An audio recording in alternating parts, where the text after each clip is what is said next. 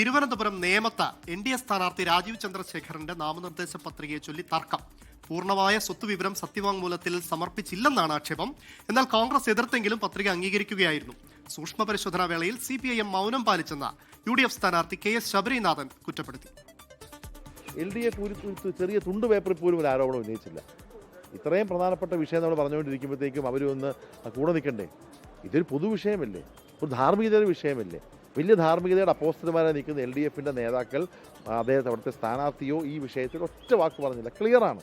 LDF BJP തമ്മിലുള്ള CJP deal നടക്കുമ്പോൾ ശക്തമായി BJPയുടെ നെറികേടുകൾക്കെതിരെ നേമത്തും ഇന്ത്യയിലുമൊക്കെ പ്രചരണം നടത്തുന്നത് UDF മാത്രമാണ്. ഈ വിഷയം ഞാൻ സ്ഥാനാർത്ഥിയാണ്, ഞാൻ ആളുകളെ കാണേണ്ട സമയമാണ്. പക്ഷേ ഞാൻ ഈ വിഷയത്തിലും കഴിഞ്ഞ 2.5 മണിക്കൂർ ഇവിടെ നിൽക്കുന്നത് ഇതൊരു പൊതുവിഷയമായതുകൊണ്ടാണ്, ധാർമ്മിക വിഷയമായതുകൊണ്ടാണ്. അപ്പോൾ എത്ര സമയം പോയാലും ഈ വിഷയത്തിൽ നീതി ലഭിക്കുന്ന പ്രവർത്തനമായി UDF മുന്നോട്ട് പോകും. ഈ CJP മുന്നണി നമ്മൾ ഉടച്ചു വാർത്ത തന്നെ. പിന്നീട് LDF സ്ഥാനാർത്ഥി V ശിവൻകുട്ടി സൂക്ഷ്മ പരിശോധന നടക്കുന്ന തൊഴിൽ ഭവനിലെത്തി രാജീവ് ചന്ദ്രശേഖരനെതിരെ കോടതിയെ സമീപിക്കുമെന്നായിരുന്നു V ശിവൻകുട്ടിയുടെ പ്രതികരണം.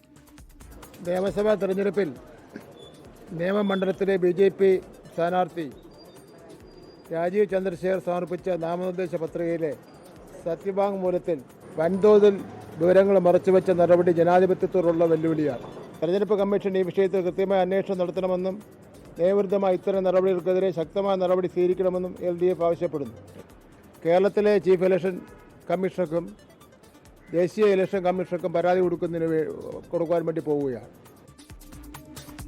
എന്തായാലും ഇക്കാര്യത്തിൽ രാജീവ് ചന്ദ്രശേഖറിന്റെ ഭാഗത്തു നിന്നൊരു വിശദീകരണം വരുന്നുണ്ട്. അദ്ദേഹം പറയുന്നത് ബംഗളൂരുവിലെ ഭൂമിയും വീടും തന്റെ ഉടമസ്ഥതയിലുള്ളതല്ല എന്നുള്ളതാണ് അദ്ദേഹം നൽകുന്ന മറുപടി. റിനു ശ്രീധറാണ് തിരുവനന്തപുരത്ത് നിന്ന് വിവരങ്ങൾ നൽകാനുള്ളത്. റിനു, ഈ ഇത്തരത്തിലൊരു വിശദീകരണം അദ്ദേഹം നൽകുന്നുണ്ട്. അതിൽ തൃപ്തരാണോ ഈ ആരോപണം ഉന്നയിച്ച ശബരിനാഥൻ ഉൾപ്പെടെയുള്ള ആളുകൾ?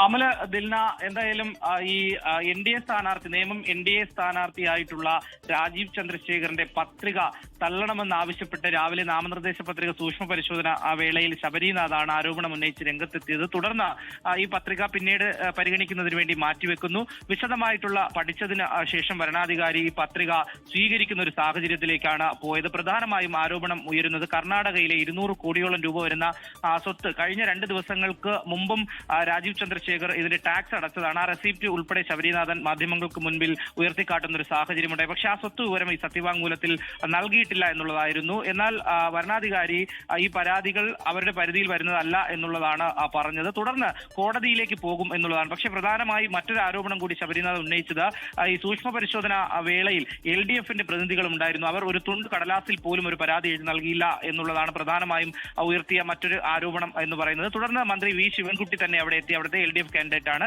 അവിടെ എത്തി മാധ്യമങ്ങളെ കണ്ട് തങ്ങളും ഈ തെരഞ്ഞെടുപ്പ് കമ്മീഷൻ, അതുപോലെ തന്നെ മുഖ്യ വരണാധികാരി, അതുപോലെ തന്നെ കോടതി ഉൾപ്പെടെയുള്ളവരെ സമീപിച്ചുകൊണ്ട് മുന്നോട്ട് പോകും എന്നുള്ളൊരു കാര്യമാണ് ഇപ്പോൾ നിലവിൽ അറിയിച്ചിട്ടുള്ളത്. എന്തായാലും ഈ സൂക്ഷ്മ പരിശോധനാ വേളയിൽ നാമനിർദ്ദേശ പത്രികയുമായി ബന്ധപ്പെട്ടുകൊണ്ട് രാഷ്ട്രീയ പോരാട്ടം നടക്കുന്ന നേമത്ത് വലിയൊരു ആരോപണം കൂടി ഉന്നയിച്ച് പുതിയൊരു സംവാദത്തിന് കൂടി വേദി തുറന്നിരിക്കുകയാണ് 3 മുന്നണികളും. രാജീവ് ചന്ദ്രശേഖർ ഇതെല്ലാം തന്നെ പൊള്ളയാണ്, രാഷ്ട്രീയ പ്രേരിതമായ ആരോപണമാണ്, തനിക്ക് അവിടെ സ്വത്തില്ല എന്നടക്കമുള്ള കാര്യങ്ങളാണ് മാധ്യമങ്ങളോട് പറയുകയും ചെയ്തത്. ദിൽന, അമൽ.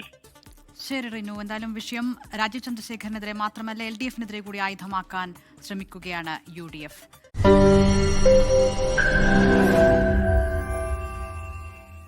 ലോകത്തെവിടെയായാലും ഏത് സമയത്തും 24 വാർത്തകളും ഓഗ്മെന്റഡ് റിയാലിറ്റി പാക്കേജുകളും എക്സ്പ്ലെയിനറുകളും വിശദമായി കാണാൻ ഞങ്ങളുടെ YouTube ചാനൽ നിങ്ങൾക്ക് സബ്സ്ക്രൈബ് ചെയ്യാം.